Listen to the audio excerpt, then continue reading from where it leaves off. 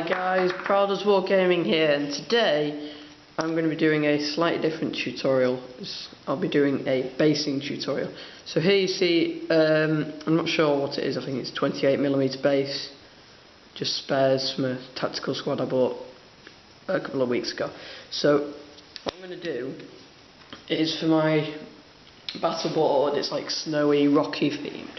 So what I'm going to do is rip up some of this cork. It's about, let's see, it's a couple of millimetres thick, probably like 3mm. And if you live near Manchester, I got mine, just this sheet, A4 sheet, from Fred Aldous in Manchester. And that's a really good art store. It's not necessarily wargaming, modelling, it's just an art store, but it's got really good stuff. So what I'm going to do is, if I just zoom out, going to get it and rip a piece off. So there, I ripped it off. See, there's still some edges, so if you take off all the just smooth man-made looking edges that you wouldn't get in natural landforms, you get that. So then I'm going to take another bit off, because I quite like having a layer at the bottom like that, then a big layer even, and then a little layer or two at the top. So you stack it up like that, and that looks, I think that looks really good. So I'll glue these down using PVA or any other glue I think might work. Then I'll be back with that glued and get ready for spraying. See ya. Hi again guys, I've got my mask on for spraying if my voice sounds a bit funny and you can't hear it, but here is the base. It's all glued down, and now I'm just going to spray it. So I've got black spray because it gives a dark feel, which I'm going to be building a Death Corps of Krieg army. Dark is kind of like there. So this is Montana Gold, which I think is really good spray paint. You can get some Citadel paints, but this, I bought it and it ran out just on spraying that. And I wasn't spraying very heavily, so don't buy those. I know that won't get me good advertising from Games Workshop, but they're rubbish. They're great paint, but they don't last. Buy these instead. Slightly cheaper, I think, actually. You go to Paper Chase or somewhere like that. Basically, always wear a mask when spraying and keep it about. Sorry, no aim because I'm holding a camera. And just do spots. Don't hold it down like that, because that doesn't do anything, that just wastes your spray. So I've got a nice black coat. Get some of the areas that haven't been coated. So that now has a really nice coat. You can see a bit of residue on there, but that'll come off.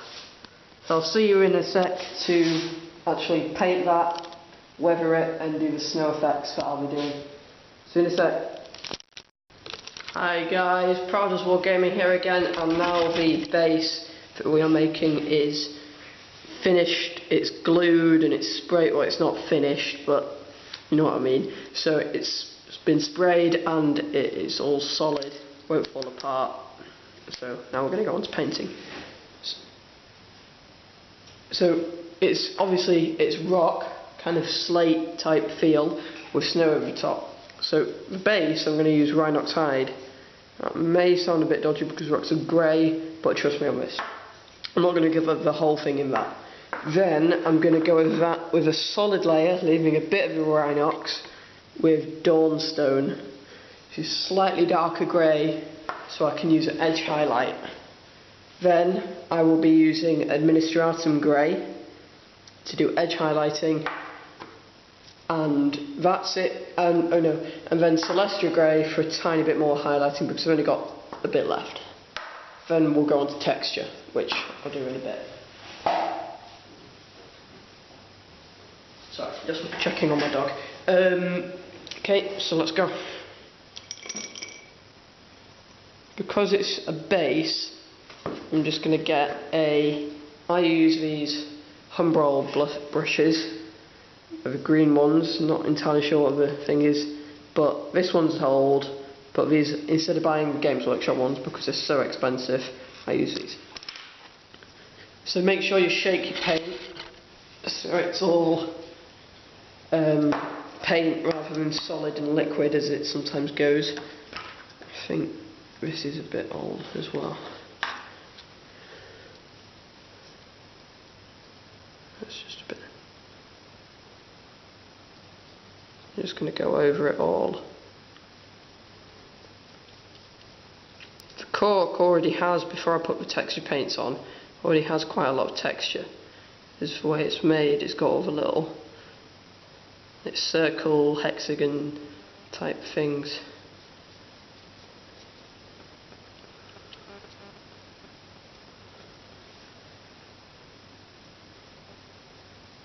So you just go over this in a brown. So I'll just fast forward the video. Right guys, now that that's finished, I will go on to doing, I think it was Dawnstone. These are all Games Workshop paints because although I've said about their brushes and their spray paints, I think their acrylics are extremely good. And they're only $2.40 each. So I'll go to a smaller brush for this. Same make, Humbrol. I use this a lot. This is what I do my Space Marines in. I only use one brush. Probably when I start my Imperial Guard or my Tau, which I've already started actually, I'll probably use smaller brushes on the infantry because there's more smaller little parts, tubes and stuff. So, Dawnstone, this is new paint, so it'll go on much better, hopefully.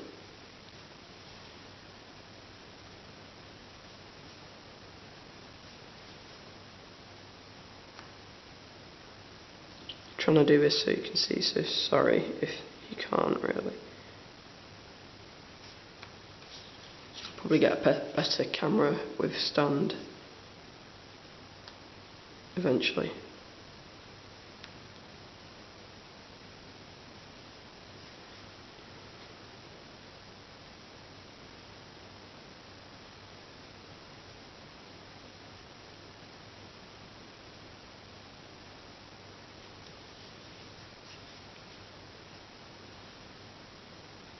I'm not sure if you can see this on the camera because just looking at the display, for you guys it looks very bright, but for me I can see the effect that it's doing, and it's like wishy-washy, not quite ghosty, a little bit ghosty, which basically means the paint's not fully settled, which you don't really want on minifigures, but you might want on terrain or effects like this.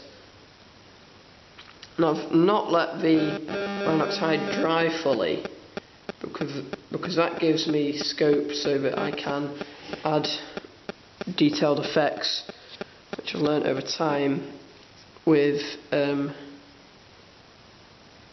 like making it.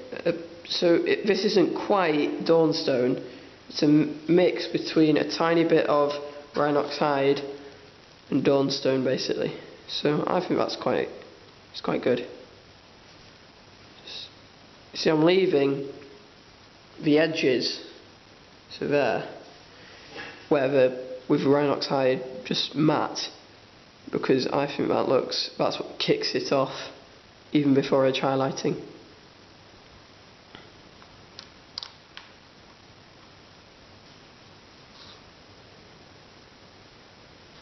So just go over all of these, and I'll skip forward now to when it's done. See ya. Right guys, that is all done. The grey is dried it. You can use a hairdryer if you want it faster, but I just leave it. I feel it does it better, but I use a hairdryer sometimes, not on minifigures because the paint can spoil, but on terrain it won't really matter. because it's meant to be messy. I was thinking I'm going to put snow on this, my snow themed battle board. Complement that. But if you wanted, you could, if your battle board or you just want generic things, you could just do grass tufts and use it as just like a rocky landscape with grass, like hilly areas.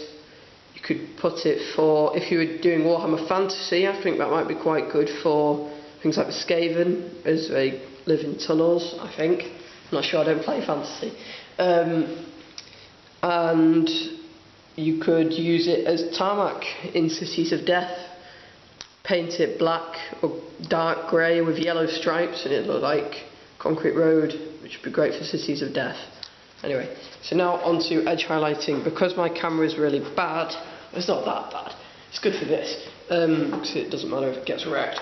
I'm going to be using Administratum Grey, which is a slightly lighter colour, to do a bit of edge highlighting, or dry brushing is more commonly called. No, they're separate things, I got that wrong. Never really done edge highlighting, just do dry brushing. So what you do is you get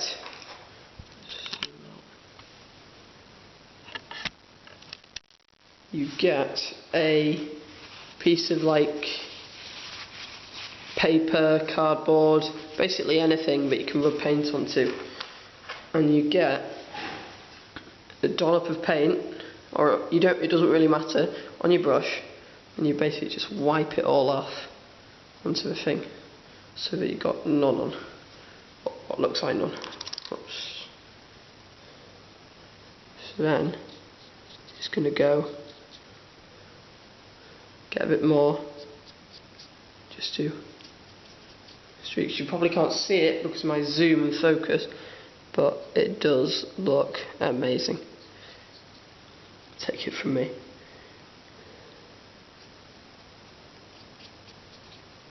If you really want to get a lot of detail on this, where there's still Rhinox hide showing, you could use Go for Brown, that won't focus, to get that edge highlighted or dry brushed or whatever you want to do, but I don't see any point in that, so I just use this. I do edge highlight on things like leather, like Space Marine ammo pouches or pistol holder things. I use Go for Brown to edge highlight Rhinox hide for a leather, worn leather feel. So that's done. This has no need to dry. I think you can see that a bit, but this has no need to dry because it's already dry, hence the name.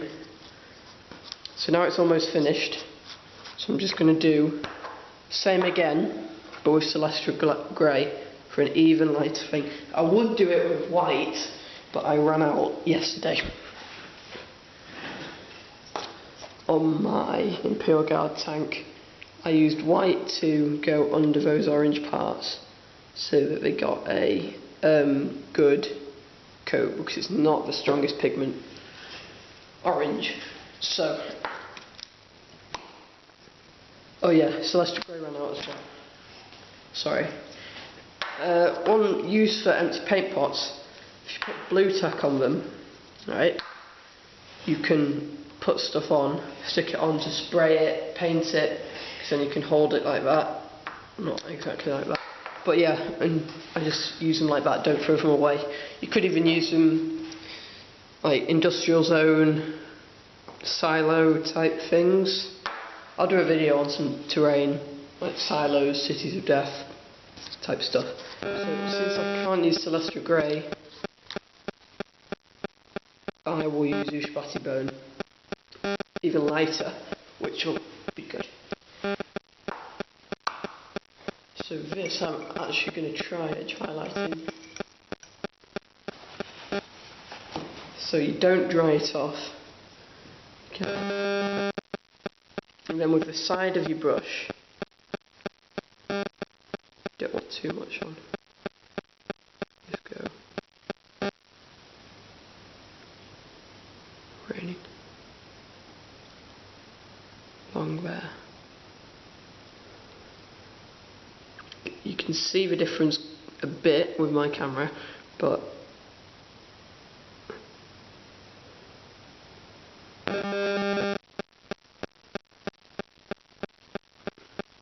this actually looks really good on the Rhinox hide bits. Really picks up the texture of the cork. Not sure if you can see it, but just there. No, you can't see it at all. There you go. Let's do some of the inside.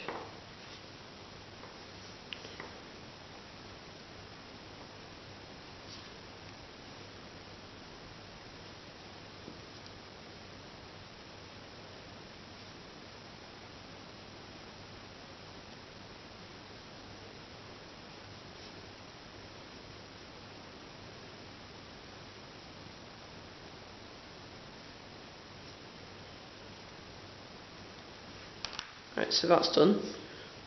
If you've done a bit too much, it doesn't matter. There is no need to scrub it off, because unless, I suppose, if you're doing graphene, think about it, you probably wouldn't want grey rocks, because there'd be quite a lot of contrast, and grass doesn't tend to grow like that. So you probably want brown, more earthy colours than just a grey, even though grey is quite a neutral colour.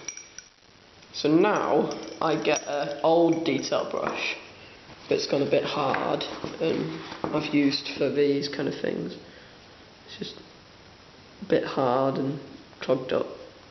So I'm going to use this with Mourne Mountain Snow. These paints, they're like a colour with texture paint. So they're a colour with sand, and you can make your own, but it's a bit laborious and it's not worth £2.40 as the paint is. So I just buy the paints. So you see in there, much thicker. You can't really get any on the cap like you can with the other paints. That's what you do. Some people actually do this with like a spatula, but I don't really have one. Again. So I just get a big clump on my brush. So this is why you need a brush that it doesn't matter if it gets wrecked. And all you're going to do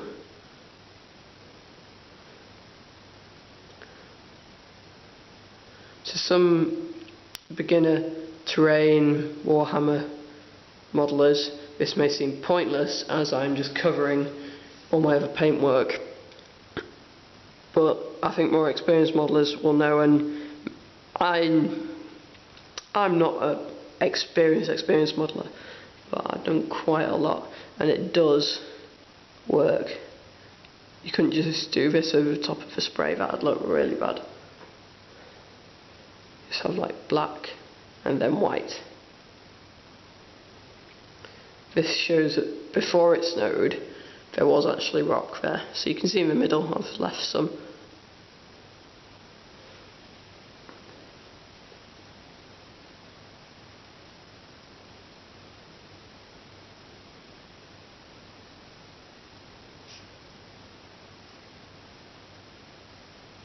On the edges, use it, you don't need to get any texture on there because it won't really stay.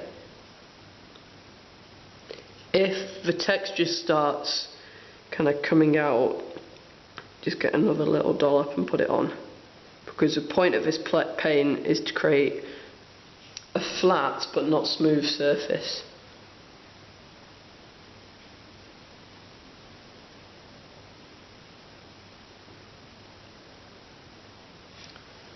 See, that is